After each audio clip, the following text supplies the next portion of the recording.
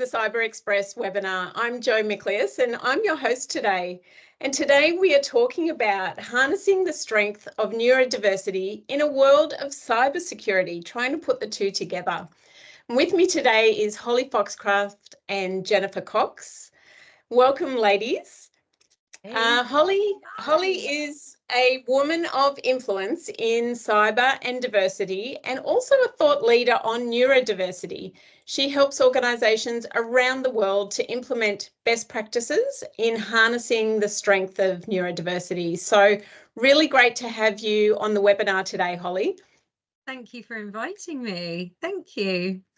Pleasure. And Jennifer is a cybersecurity practitioner who also has a track record of implementing diversity and neurodiversity initiatives within organisations. So she's been on the other side from Holly, where she's been the accountable executive, delivering on those initiatives and really also benefiting from them as well. So thanks so much for joining me today, Jennifer. Thanks for having me. And both Holly and Jennifer have their own lived experiences with neurodiversity. So I think that's the perfect backdrop for our conversation today. So Holly, let's start with you and let's start big picture. What is neurodiversity? And I guess what are the unique perspectives that neurodivergent individuals kind of bring to bear? So neurodiversity is that we as humans all think, learn and process information and our environment differently. And those differences are much in natural variation, such as we have different hair colour, eye colour, skin colour.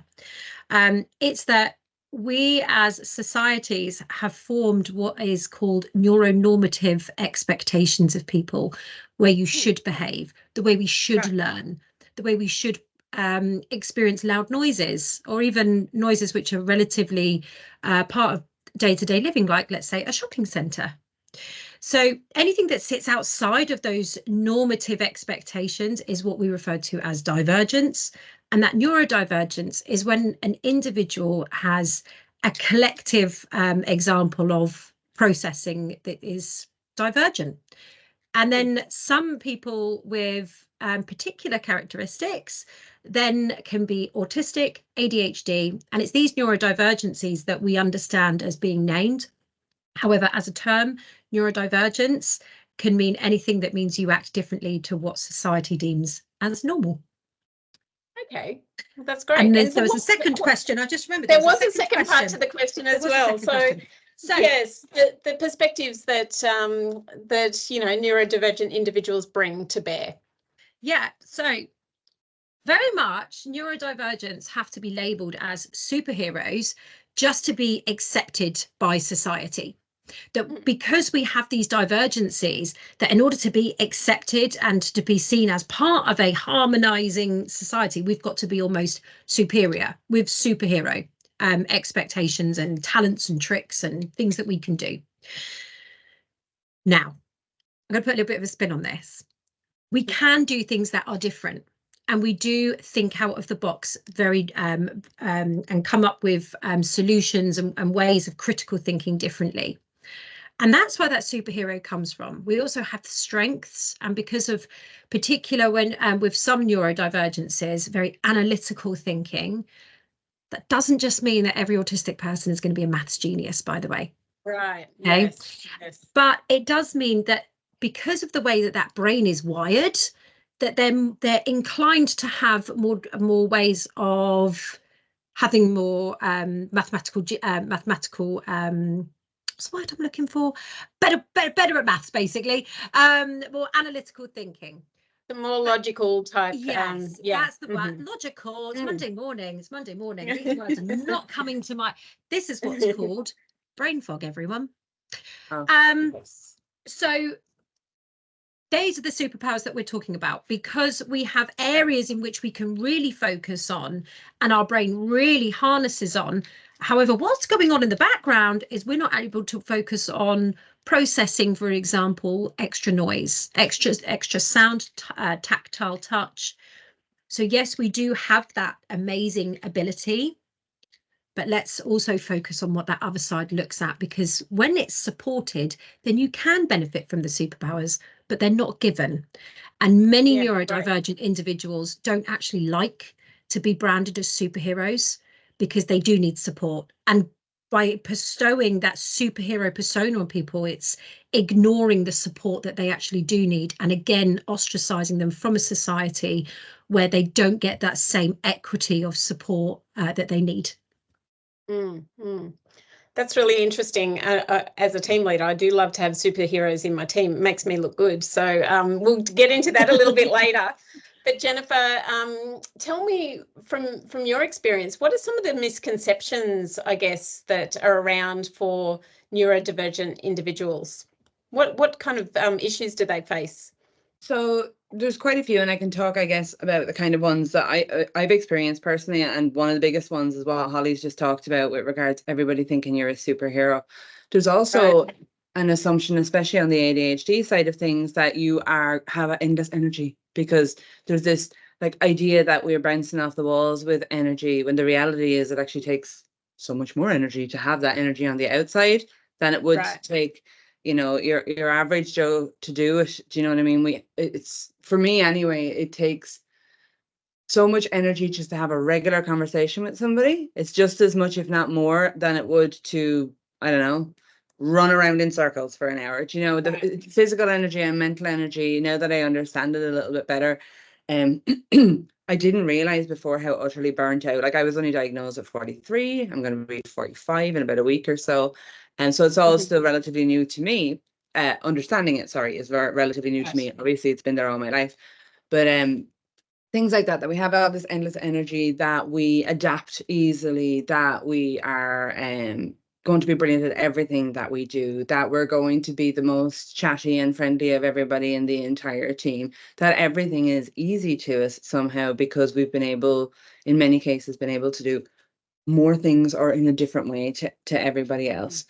When often the benefits of as an ADHD, or the benefits of having an ADHD on your team come with, like, say, the need for that support, that need, you have to like balance it on the other side as well. And understanding that when somebody appears to be overachieving, or appears to be delighted with themselves day in and day out, or appears to be finding it easy, you know, if you've got somebody else in your team who's struggling and you can see they're struggling, it's very easy to step in and go, can I help you with something? When you've got somebody who's pushing themselves to try and be, in their mind, equal to everybody else by doing more than everybody else, it's a lot harder to spot that something's wrong, not wrong, that they need the support, that they might need that additional help. So and that the other thing as well is that they'll be difficult, because people talk all the time about how neurodivergents need additional support. And then the assumption is that a manager of a neurodivergent, that you're going to take 40% of your time with this one person and 60% with everybody else in the entire team, which I would disagree with as well. Like, it's the tiniest little things that it's awareness more than anything else. I know with my manager, I talked about it before I was diagnosed, and then when I was diagnosed, I was able to say to him, okay, give me bullet points, don't send me paragraphs, because I'm going to read the first one. So if it's important, it needs to be in the first paragraph if you must do it that way. Otherwise, forget about it. Do you know, if we're in meetings that are longer than a half an hour and I look like I'm not paying attention, the chances are I'm doing something. Here she is now with a makeup remover. I'm doing something under the desk to pay attention. I have colouring books that I used to colour in before I was diagnosed. I used to colour in during long meetings because it helped me. It kind of kept that part of my brain distracted, so I could concentrate on what was being said. So he's now used to things like, I may not necessarily be eyeballing you on the screen, and that actually means I'm probably more paying better attention than I am when I'm eyeballing you, because when I'm eyeballing you, I'm thinking, make eye contact. I need to make sure that I look interested. Smile, nod. I look interested. I'm not actually listening to what you've got to say. So there's little things like that that are not typical. You know, in any other meeting, he might go, Jen, pay attention. Why aren't you looking? Like, you know, are you listening to what I'm saying? But because I've been able to say that to him, and it's a small thing, he doesn't have to do anything. He just knows what's happening, and that's easier for me then in that sense. Yeah. So it sounds to me, well, what I've heard here is a little bit about, Oh, of course, Oh, Holly. no, that was me. That was me asking. This wasn't me presenting Holly Hand. This is me asking, saying if I can say something about eye contact, which will probably be really, really useful for listeners. So eye contact. It's more uncomfortable for a neurotypical to not receive eye contact than it is for a neurodivergent individual. Again, it's coming back to that societal norm. So one of the training tips that I give managers, leaders, and recruiters for when you're first meeting individuals, particularly in a interviewing environment, is that eye contact. If a person is not giving eye contact, take that as the hint. Take that as then, and then you just stop. Make a point of then you actually stopped him, because instantly you're going to make that individual feel so much more at ease. Making it so, I would love to get into a little bit more detail about how organisations and line managers could actually kind of harness the power. But I guess what I've heard from you both is that there's a lot of stereo kind of typing happening around in society. So seems to me some basic things like just seeking to understand, just a common principle, and maybe some myth busting, which that's what this webinar is all about, just to really help to kind of to bust some of those myths and actually work out how to best leverage the talent and capabilities of these amazing people.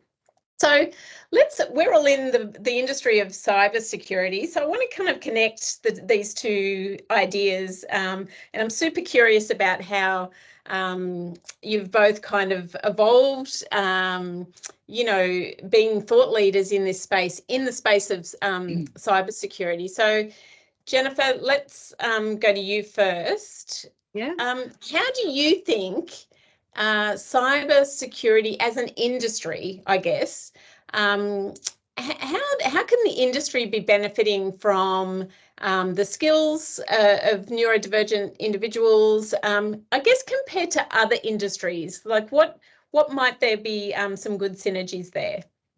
Well, I think at the core, in the same way that the industry can benefit from having women on teams, people of, you know, different skin colors and different backgrounds, like if you have diverse backgrounds, you have diverse thinking, and people that are the risk in cybersecurity, the people that are implementing attacks, are not all middle-aged white men. Funnily, that might be a surprise to some people.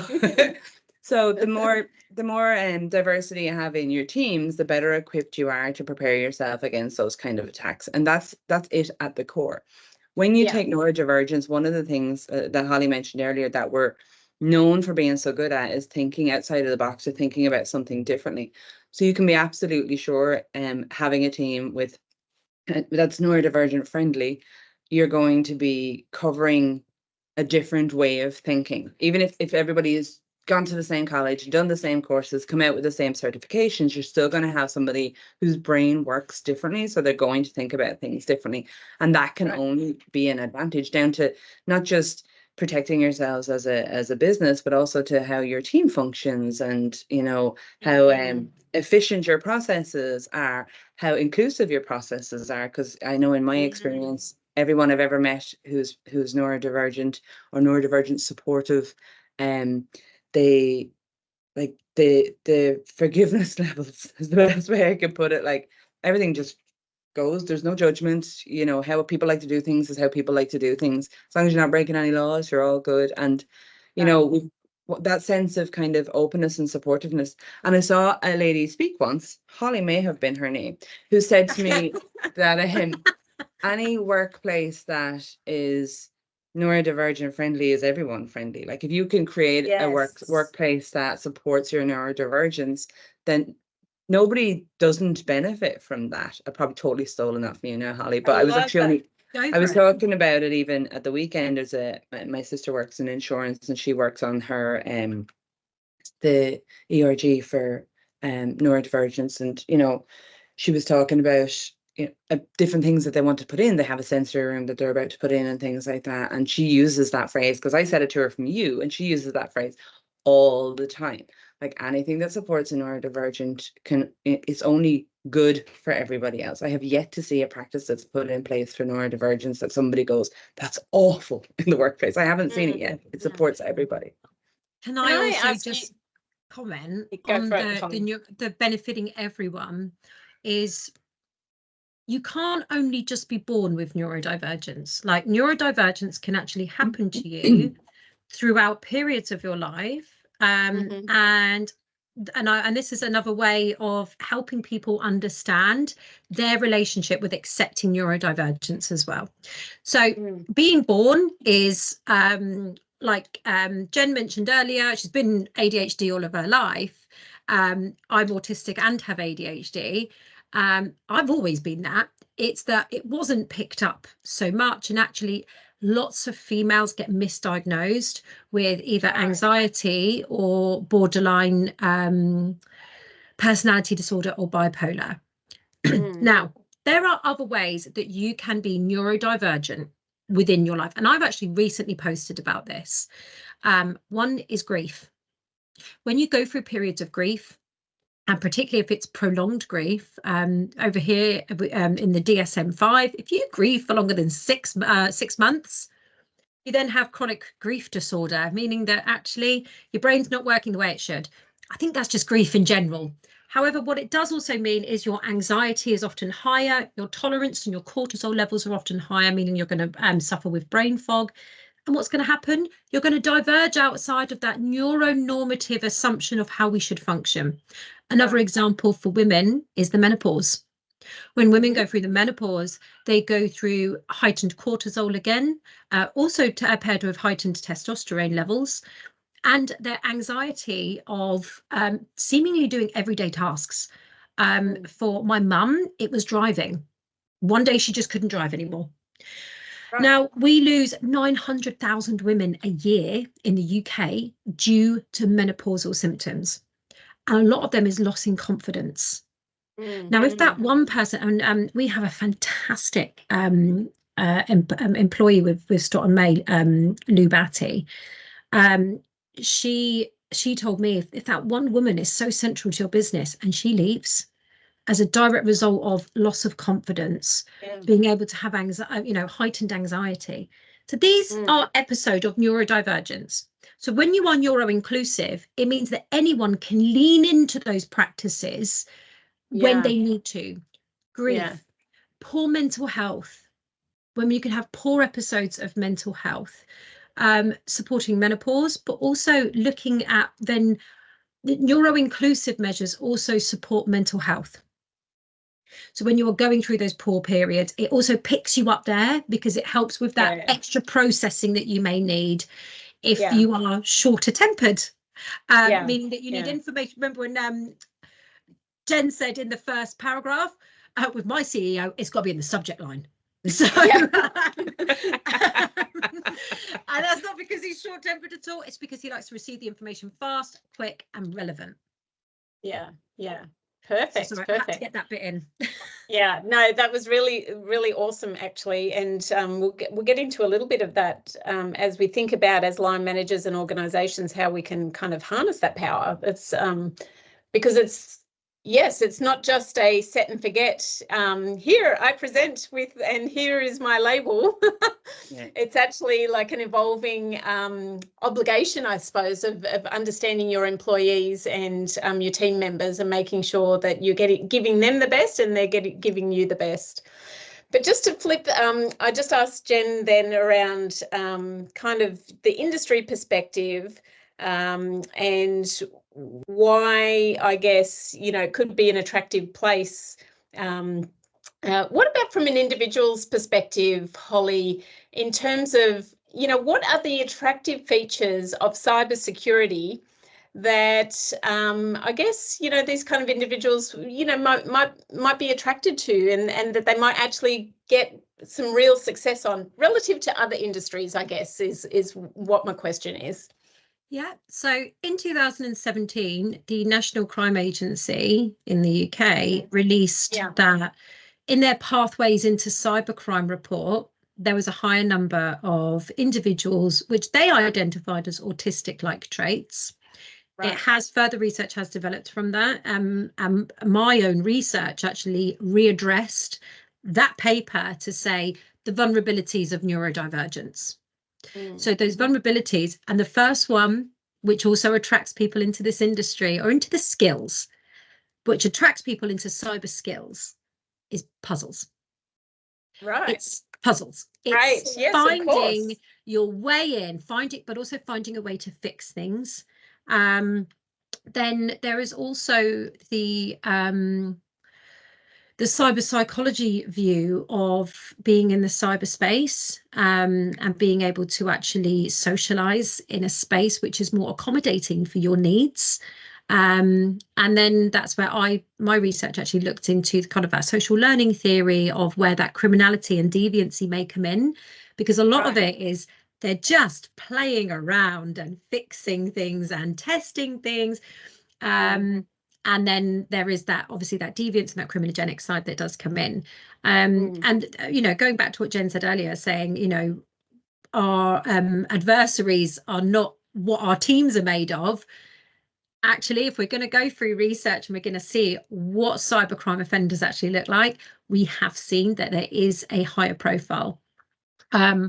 But a lot of that isn't through intentional deviancy. A lot of it is that they were just fixing things. We've seen young individuals who have been caught up in cybercrime, mainly by being radicalized by online online groups as well, or that they're creating the code and then it's being bought. So they've been taken advantage of a little bit. Yes, there. very much. So we do see that there is differences, but it does come down to one of the big things is that puzzle-like solving. And also when a neurodivergent individual finds something that they're interested in, the term is actually called hyperfocus. Good luck in getting us out of that. So while we may sit there looking quite bored in that meeting that really should have just been an email in the subject line, you can give us something that keeps us, feeds our dopamine. So we're naturally lower in dopamine, which is the hormone, because we don't have as many neurotransmitters. But giving us that puzzle, we're staying focused, and nothing, not even eating, drinking, or needing to use the toilet will break that focus. And actually, it's supporting your managers and your leaders in understanding that cycle. Because I've seen episodes of where individuals, particularly in threat hunting, where they haven't even, you know, it's been 12 hours and they haven't even eaten. And and the manager's actually supporting in how do you support a person into that cycle of eating, drinking, just stand up, and move your legs. So that makes me laugh. An area of supporting. That makes me laugh, Holly, because there's a guy, like I work alongside the CSM team in Tenable, and there's one guy in particular I used to be on meetings with all the time, and he got to the stage where he would ping me right before we go on a meeting, and he goes, "You need to use the loo." Because he knew I was a dribble for it, and he could see me sitting on a call and I'd be at this, because I'd be so engrossed in everything I was doing all the time, and he was like, "Use the loo." He'd send it religiously right before every call, and I just reply with a laughing face, because he was so right. He figured it out, and that was long before I was even diagnosed. He spotted it. And I think it's something I want to add to what Holly was saying with regards to the industry as well. For me, I have like a 2-year attention span, I've discovered, where I'll either change roles or I want my role to change. The actual what it is that I'm doing every day needs to change, because I've mastered that. Good at that. Move on. Want to do something else. And with cybersecurity, it lasts longer for me, because cybersecurity changes so fast. Yes. The technology, the people, the industry, the media around it. All the time. Even an event that you went to last year, and it you know, they're running the same event this year, it'll be polar different topics that are at it, and that feeds that dopamine that Holly's talking about there. You know, that keeps me interested all the time. Now, if there's something that I'm not interested in, nothing, you could threaten me with my own life and I still be like, yeah, no, I don't want to do that, forget it. You can't even pretend to be interested in it. But for the most part, it changes so much. There's always something interesting and new, or somebody interesting and new to learn about, and that keeps me going all the time. So you know, from my perspective that, and I know I've spent a lot of time working with developers, and when I think back to how I used to articulate what was different about them when I didn't understand what it was, like I used to always say, you know, I'd walk into a room full of developers. I remember being in an office with developers before. There was maybe 7 or 8 of them in the room, and I'd walk in and I would flip the light on, and I'd be met like vampires going, "Ah, turn it off," because they like to work in the not the darkness, but where it was dimmer. And you know, I jokingly refer to them as vampires. I later understood better what that was, what it was about, and they were fine. They used to find it funny as well. Like, but I find that I liked being around people that other people used to think were a bit weird. And I didn't realize that I too was a bit weird. I hadn't realized it at the time, but I liked it because in their, and I say weird, we know what we're talking about, but that's how it was referred to at the time. In their weirdness, they didn't care about my weirdness. Do you know what I mean? And I find that these people last longer in those roles because they're left alone as well, to just like get on with the work, get it done. Once the work is getting done and it's good quality and you're handing it over and the end result is what everybody wants to do, then you can be left alone to do it. I have a brother who's he's ADD, and he just likes to potter away and develop all day, and he's like, just leave me alone, I don't want to talk to people. So he does really good work, hands it all out, and delivering the outcomes.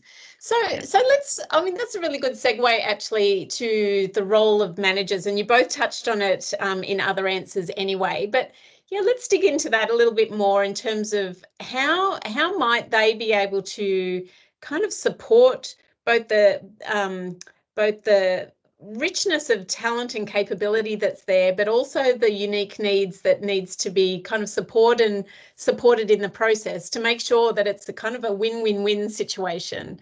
So I'll ask you both the question. Maybe Jen, you can go first this time. I think what I learned very quickly is that, because the very first thing my manager said to me after I was diagnosed, and he knew I was getting the assessment, and when I came to him and said, shockingly, I have ADHD, he said, okay, well, what do you need? What can I do for you? And that immediately I went, I don't know. It was the worst question to ask me. I had absolutely no clue.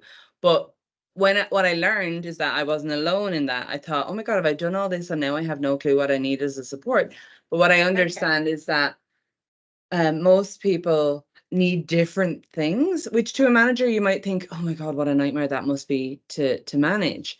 But when you talk to different individuals in your team, if you're talking to them one-on-one, you probably don't talk to them in exactly the same way. You're adjusting for all of them all the time.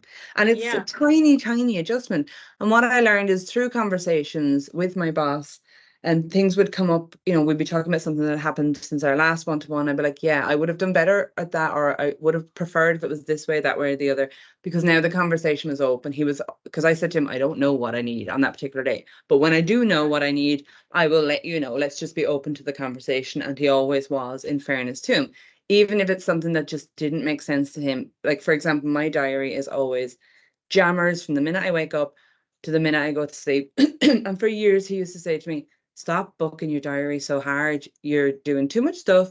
And, you know, people on your team or people around you start feeling like they need to have their diaries booked like that. Now I'm inclined to go, I don't care what they do, so why would they worry about what I do? Is how I like to do things. But I couldn't explain it.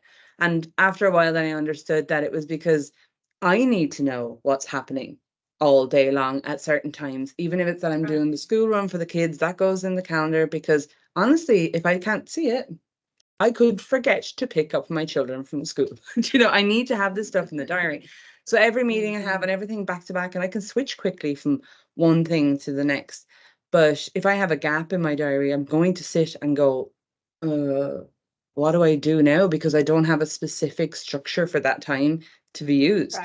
And once I understood that and I explained to him that that's what I needed, he again didn't have to do anything other than stop telling me not to book my diary out, because now he understood that I was much more productive and functional, and I was less stressed when my diary is like that. I know what I can move around. I even book in like blocks that I can move, because if the block is in there, I know I can move, and I call it run, because I used to run. I haven't done it since January, but I call it run. I might walk the dog or something, but I have it to move if I need to move. So I just say to people, if you need time with me, ask me and I'll find time. But I need to have something specific in there, because that brings my stress levels like right down here and I can just get on with the work. So as my manager, the best thing that he could do, and I've managed neurodivergence as well, but what I've learned is that, ironically, to shut up and listen is the biggest win, to hear what it is that they need. And even when they don't know what they need, to just let them know that whenever they do know what they need, that you're willing to listen to it and adapt it where you can. Nobody's going to ask you to build them their own office in the middle of, you know, I don't know, a mountain area somewhere. No one's ever in my my experience asked for anything ridiculous. You know, they might have asked, is it okay to use loops when I'm in the office? Is it okay to, you know, sit in this corner because I don't like people being able to walk up behind me? I like to have something at my back. Do you know, is it okay if I start with a rough 9 a.m. start because I'm just diabolical at getting out of the bed? It could be 9:30, it could be 7:30, but as long as I'm getting the days done, I'm like, yeah, as long as the amount of work is getting done, I don't really care what time you start at, as long as you're facilitating the core needs of the role. Like, but to listen to those things, because for me, 50% of it was being heard, and then the other 50% of it was making those adaptations, because I went through 43 years of my life not asking for the things, not feeling that I could, and feeling like if I did, I was going to be judged or punished somehow for wanting to do something different to everybody else. So that being heard or being listened to, that validation of somebody saying, okay, well, whatever you need, we're here, we've got you back, was just, I think I slept so hard after I heard those words. Do you know what I mean? This makes a massive difference.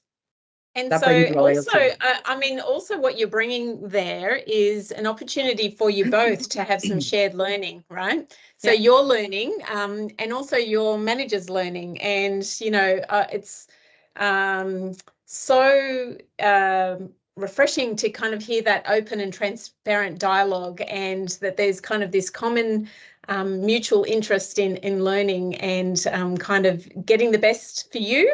And also that would be the best for him. So Holly, what are your thoughts on kind of the role of managers, and what can they do to First off, and it's amazing what Jen said, the manager asking, because it's not a manager's role to be 100% now an expert in all neurodiversities. It's also not yours. So the way that we approach it is on individual need. Now, here's where there's a bit of a catch-22, is particularly if you're late diagnosed, you don't know what your individual need is because you've struggled for so long. So, and this is kind of selling myself a little bit, so please excuse me. But the way that I approach neuro-inclusion training is with regards to everybody has it. It's not just focused on the neurodivergent staff or the staff that think they're neurodivergent. Everybody is trained in neurodiversity. And then the way that I support managers to support teams is through passports. So everybody has a neurodiversity passport, and I put together a booklet which helps you identify where your triggers, needs and areas are, which focuses on your preferences of receiving information, how you best work. It includes timetabling, because what Jen was talking about is it's actually got a fancy name. It's called object pertinence. Okay. If you can't see it, doesn't exist. Right. It's also why I can guarantee if you come into mine and Jen's house and you open a cupboard, there will be a bag, and in that bag there will be things. Maybe Stop from the exposing car. me, will you? Stop. Maybe, as I say, maybe from the car, maybe from anywhere, but there's a bag of things, right? So object pertinence is real, and it even extends as far that some people can't even have it in a calendar that's hidden within Outlook. It needs to be physically visible for them to follow. So neuro-inclusion training basically looks at supporting everyone within the organisation in understanding how they work best. This isn't psychometric testing on personality preferences. This is very much focus on your environment. So like Jen mentioned about having your back towards people, it could be supporting a person who works in a very large open office and saying, I can't concentrate. Right. IKEA is global, so we've all got it. IKEA do fantastic desk dividers, and they just slot in. They don't just fit IKEA desks either. They just go in and they just create you a little cubby hole. So training, if I'm honest, is fundamental. It's absolutely fundamental. Do not focus on diagnosis. Focus on individual need and focus on everyone. It also supports people within your organisation who aren't diagnosed because of socioeconomic problems. Yes. So particularly in the UK, obviously we have our National Health Service. The waiting list is between 5 to 7 years, unless you pay privately. And some people are not in a fortunate enough position to receive that private diagnosis. And receiving that diagnosis doesn't then go, I have the power to know everything I need. It is just a sticker that basically says, I'm autistic, I have ADHD, I have dyslexia, I have complex post-traumatic stress disorder. It doesn't give you any instructions. And also, they will change. Your needs will change.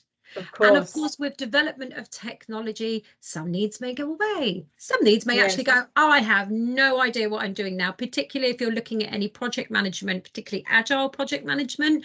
Look after neurodivergent staff there. And the process I like to follow there is what's happened and why, what's happening and why, what's going to happen and why. Giving that 3-step formula really helps support firstly, everyone. Everyone needs to know why they've done it, what's happening, and also when they've got to do it by. Sorry. This is a big one. I'm laughing because I'm like literally like 24 hours before and I'm like, oh, I've still got 24 hours. I'm grand. There is nothing that makes a neurodivergent, particularly your ADHD profile, get something done than the fear of dread and God that you haven't done it. You've only got an hour left to do it. My gosh.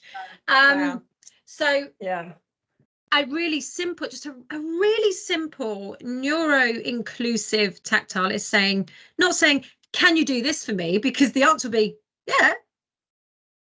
And then you ask me in a week, have you done it? No, you didn't ask. You just asked, can I do it? Which the answer is, yeah. I need you to do this by then. Right. Okay.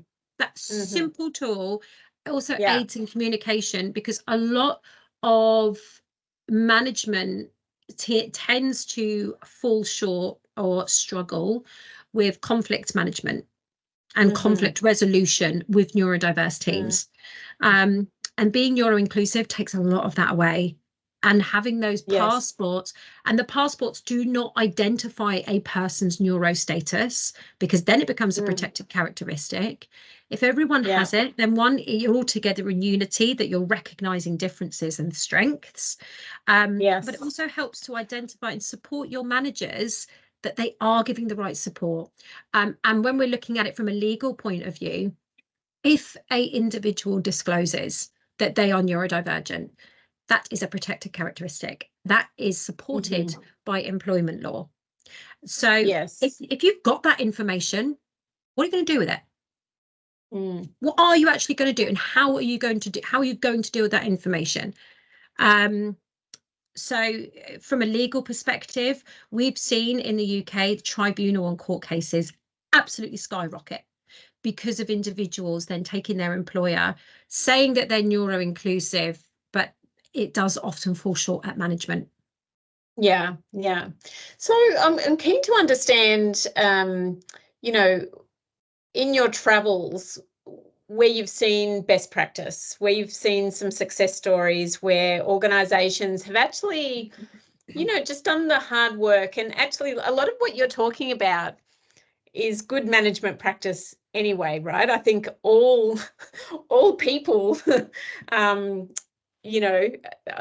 think you said it, well, you both said it actually, about being everyone friendly, actually, being clear around what's the work to be done and the deadline and the quality that has to be delivered in. That couldn't apply for everybody, right? But I'm keen to understand, organisations that you've come, you don't have to name names, but what are the attributes of, what success looks like, and what are the things that they're doing really, really well? Do either of you have a good example to share? I've got Polly's some, saying so yes. I'll start Go. off. I'll say it is nowhere where it needs to be. It is nowhere where it Yes. needs to be. Okay. Organisations really need to start paying So it's attention. a relative success story then. It's not a it is. gold So I'm just going to standard. say that. Well, let's not name names, and let's just No, talk I'm about the definitely not. attributes. But what I'll do is I'll give you some success stories. Is first of all, I'm going to talk to organisations that look for graduates and interns, because Yeah. these individuals have had support through all of their, the neurodivergent individuals in particular have had that support through education, because it must be known they're neurodivergent, their neurotype status, and they receive support. Suddenly they join the workforce and there's nothing. Right. There isn't anything.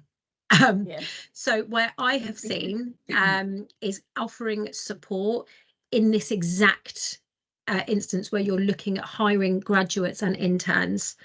What else works well is it is investing more in your actual training rather than just developing a policy or an ERG to actually, because you're singing to the converted with ERGs. They know you've got to support neurodivergent individuals, but the people who haven't been trained or wider workforce, there then can be some disparity in what they understand.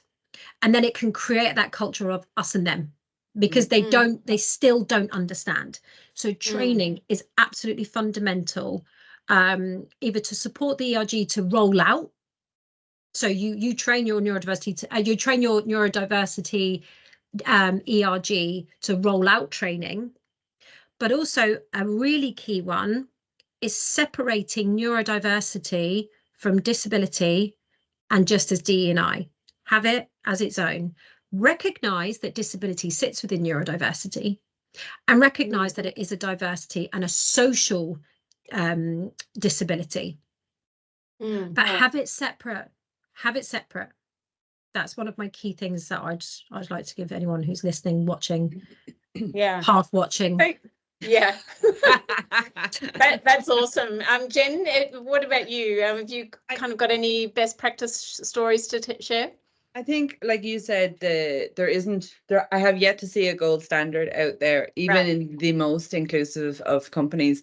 I've seen some great events, like there's an event called Reframe Women in Tech that is organised in London and in Manchester every year. And I went to it last year, and I don't think I ever felt more at home at an event with regards every single possibility for every single different kind of person had been considered. And if it hadn't, they had been very clear about, let us know what it is that you need, from childcare to quiet spaces to different foods to the topics and the seating arrangements in rooms, to allowing people minutes to speak if they just wanted to public speak for the first time ever. They could do it for a few minutes.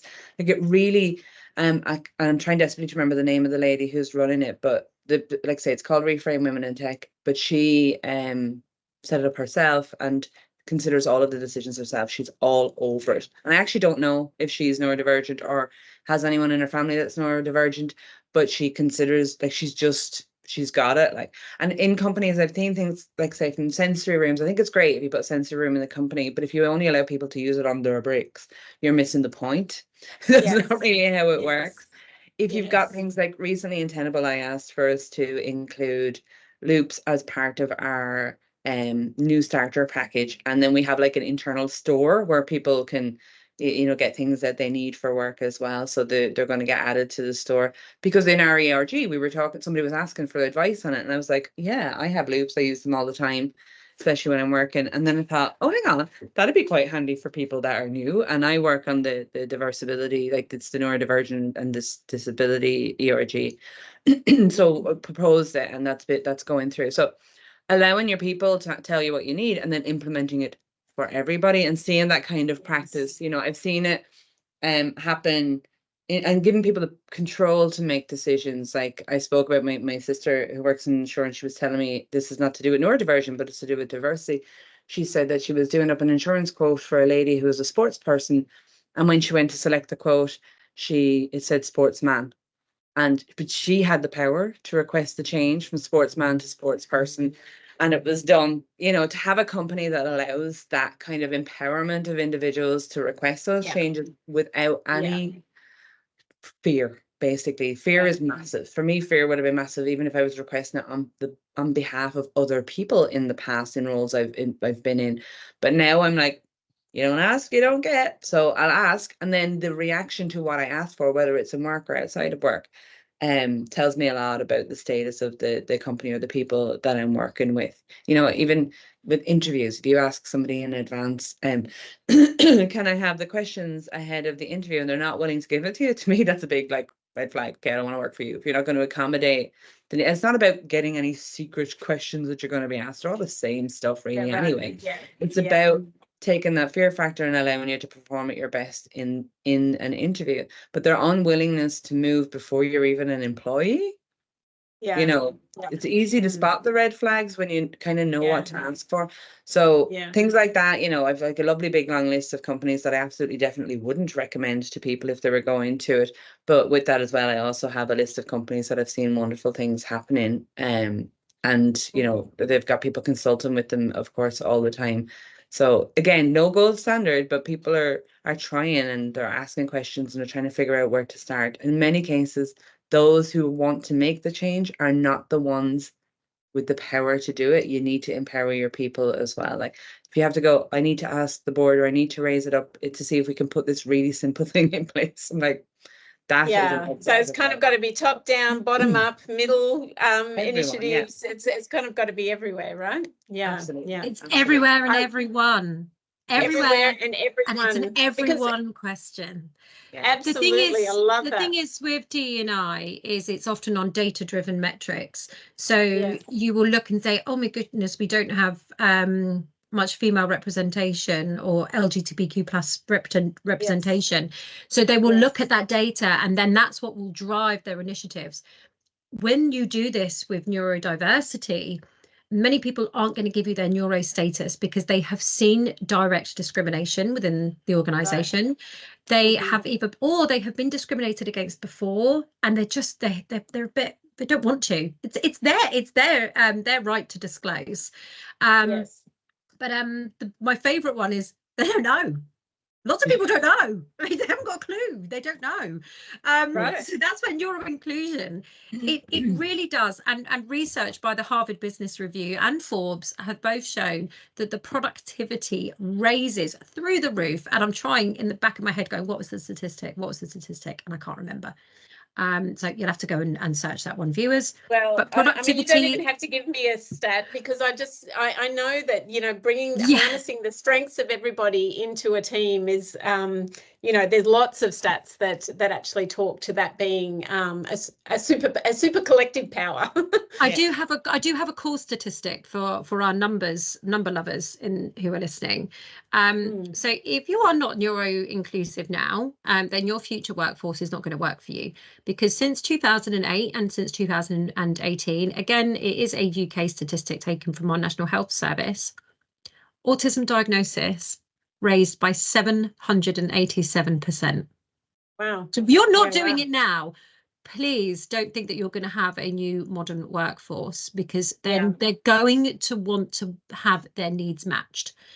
So it's within your benefit that if you want to stay ahead and looking to your future workforce, you need to have this training. You need to understand how to support individual need and create an inclusive atmosphere with regards to neuro inclusion. That's what I wanted to say. Yeah. And nobody wants to kind of exclude a talented part of the workforce. So look, I can't believe how quickly our time has kind of come around, but I'm all for hot tips.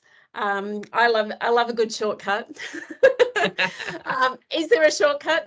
I guess what I'd love to do is maybe share your top tip for, you know, what something practical that people watching or listening to this webinar today can actually go away and do. So something that shouldn't need approval, and maybe something that, you know, that they could rally the troops around them and get an initiative happening. So Jennifer, what would your thoughts be? I've got one, and it wasn't even planned, I promise.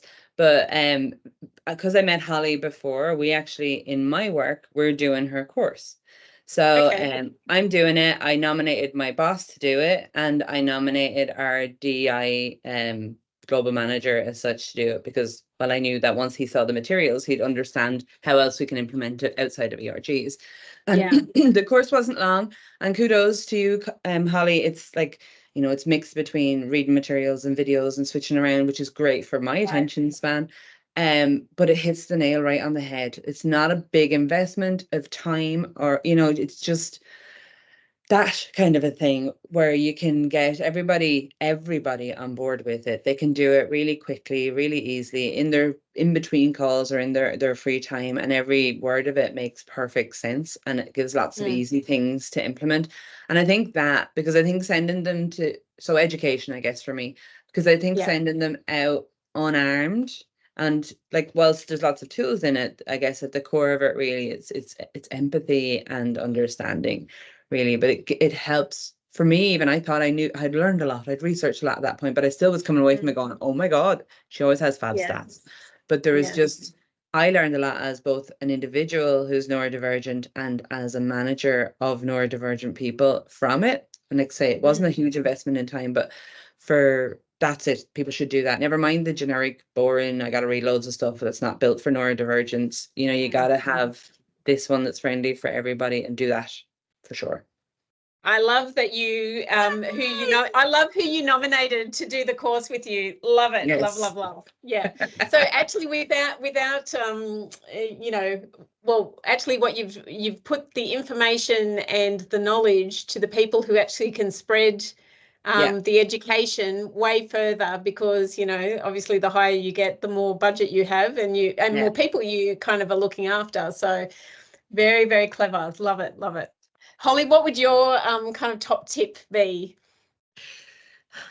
I was so listening to Jen, I forgot to even think of one. Hold on. I was sat there going, Jen. What I mean, outside of doing your training course, because obviously Jen has said doing your training course is the number one tip. So okay, what could I do? What could I do tomorrow, Holly, when I mean, it's evening time here in Australia. So when I wake up tomorrow, if I'm going to do something different, what might I do differently tomorrow?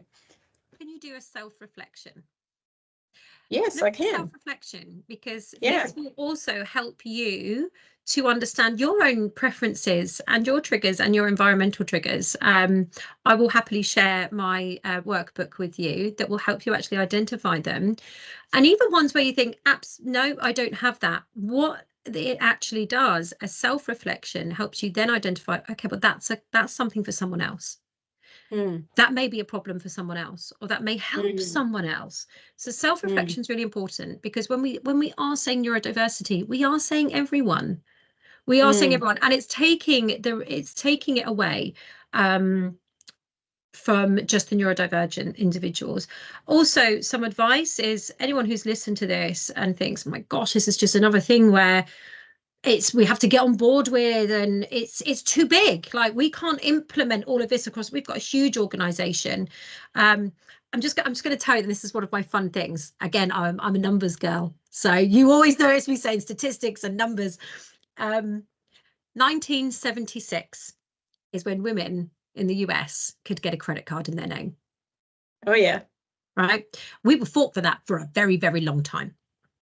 Okay. I think it was 1908 to 1912 is when women actually started to vote, just to vote, and that didn't get through till 1931. Please, someone change my statistics if they're wrong, because again, it's Monday, not really braining right now. This isn't going anywhere.